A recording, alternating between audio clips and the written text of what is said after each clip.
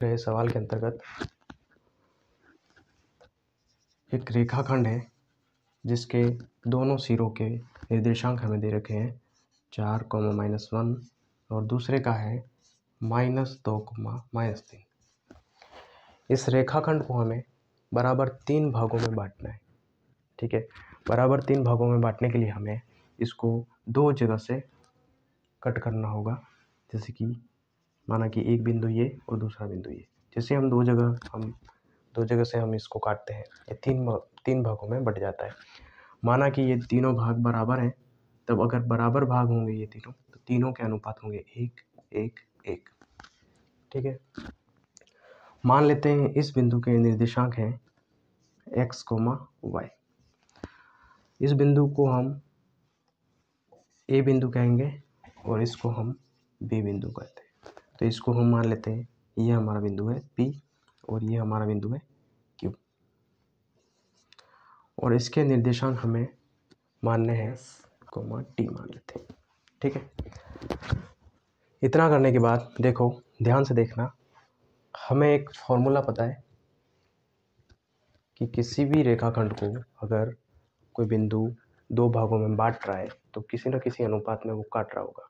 ठीक है, तो उसका हमारे पास एक फॉर्मूला है, ध्यान देना। जैसे कि कोई रेखाखंड है और इसको कोई बिंदु x, y उसको काट रहा है, और यहाँ पर जो निर्देशांक है उस तरह से है x1, y1, x2, y2, और ये बिंदु इस रेखाखंड को 2 भागों में बांट रहे हैं। कौन से अनुपात में? यहाँ पे जो अनुपात है वो हमें दे रखे होंगे, उस अनुपात को हम मानते हैं m1 और m2। कोई भी 2 अनुपात में उसको बांट रहा है। ठीक है, तब हमारा फॉर्मूला होता है इस निर्देशांक को निकालने का, वो होता है x का मान निकालने के लिए हमारे पास फॉर्मूला होगा m1 x2 m2 x1 divide by m1 plus m2। ठीक है, और y बिंदु निकालने के लिए, y निर्देशांक निकालने के लिए हमारे पास फॉर्मूला होगा m1 y2 plus m2 y1 बटे में m1 प्लस m2। ठीक है, इस फॉर्मूले की सहायता से हम इस बिंदु के निर्देशांक हम ज्ञात करेंगे, जिसके लिए हमारे पास एक ये पॉइंट दे रखा है, दूसरे छोर का पॉइंट हमें दे रखा है -2, -3। ठीक है, इसको हमें भूल जाना है फिलहाल, क्योंकि हम पहले एक पॉइंट को फाइंड आउट करेंगे फिर दूसरे को, तो उससे पहले देखो इसको हमें भूल जाना फिलहाल। तो ध्यान देना, इस पॉइंट को अगर हम देखेंगे कि इस रेखाखंड को ये पॉइंट किस अनुपात में बांट रहा है, तो ध्यान देना यहाँ से यहाँ तक हमारे पास 1 अनुपात है, और इस तरफ हम जब देखेंगे और इन दोनों के बीच में देखेंगे तो हमारे पास 2 मिल रहे हैं। इन दोनों को मिला दिया जाएगा तो कितना हो जाएगा 2, और ये कितना है 1। तो m1 का मान हो जाएगा हमारे पास 1 और m2 अनुपात का मान हो जाएगा हमारा 2। ठीक है, अभी फिलहाल इस पॉइंट की बात हम नहीं कर रहे। तो देखो हमें क्या क्या मिलता है इससे, इस पॉइंट के लिए हम बात करेंगे प्रॉपर। तो देखो m1 का मान हमारे पास हो जाएगा 1, m2 का मान हमारे पास हो जाएगा 2, और x1 y1 और x2 y2 इस तरह से हमें मानने दोनों को।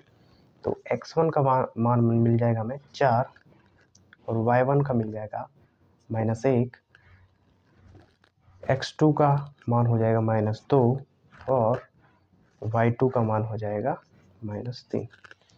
ये सभी मान हमें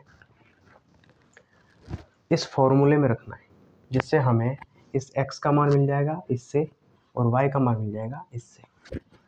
ठीक है, तो देखो इस x का मान ज्ञात करने के लिए हमें ये फॉर्मूला यूज करना है। ठीक है, इसको हम मिटा देते हैं यहाँ से। ठीक, इस x का निर्देशांक निकालने के लिए x बराबर m1 x2 plus m2 x1 divide by m1 plus m2, यही है। ठीक है, इसमें मान रख लेंगे ये वाले। तो देखो m1 का मान हमारे पास क्या है 1 इंटू x2 का मान कितना है, x2 का मान है -2, तो ये हो जाएगा -2 प्लस ये वाला प्लस m2 का मान कितना है 2 का गुणा हो रहा है x1 से, x1 का मान कितना है 4 बटे में m1 प्लस m2, m1 और m2 दोनों का जोड़ है तो 1 और 2 कितना हो गया 3 बराबर हल करेंगे 1 का गुणा -2 से हो जाएगा तो -2 प्लस 2 का गुणा 4 से 8 बटे में कितना 3। ठीक है, अभी देखो दोनों के चिन्ह अलग अलग हुए तो हमें घटाना पड़ेगा। 8 में से 2 घटा दिया कितना हो गया 6 बटे में 3 और 3 का भाग 6 में दिया कितना आया 2। तो x का मान हमारे पास निकल के आया 2। तो हमारे इस पॉइंट के अंदर इस x का मान हमारा कितना आया 2। अभी y का मान हमें निकालना है। ठीक है, तो y के लिए हमारा सूत्र है y बराबर m1 y2 plus m2 y1 divide by m1 plus m2। ठीक है, अब ये मान इसके अंदर हमें रखने हैं। तो m1 का मान कितना है 1 इंटू y2 का मान कितना है -3 प्लस m2 का मान कितना है, m2 का मान 2 है, y1 का मान कितना है, y1 का मान हमारा -1 और m1 प्लस m2 का मान हमारा कितना हो जाएगा, दोनों को जोड़ के लिखना है। जैसे यहाँ लिखा 3 तो यहाँ लिख देते 3। ठीक है, अब इसको सॉल्व करते हैं। -3 का गुणा 1 से -3 प्लस 2 का गुणा -1 से कितना हो जाएगा -2। तो ये प्लस हट जाएगा क्योंकि प्लस माइनस माइनस 2 का गुणा 1 से 2 बटे में कितना 3। ठीक है, इन दोनों के चिन्ह कैसे एक जैसे हैं तो इन दोनों को जोड़ना होगा। जोड़ देते हैं -3 और -2 -5 डिवाइड बाय 3। तो y का मान निकल के आया हमारे पास -5/3। तो ये हो जाएगा -5/3। इस तरह हमें एक पॉइंट हमें मिल जाता है P बिंदु जो कि होता है 2, -5/3 पर।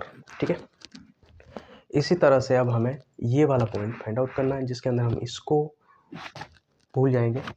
ठीक है, और मानेंगे कि ये पॉइंट और ये पॉइंट है और इसको ये पॉइंट डिवाइड कर रहा है।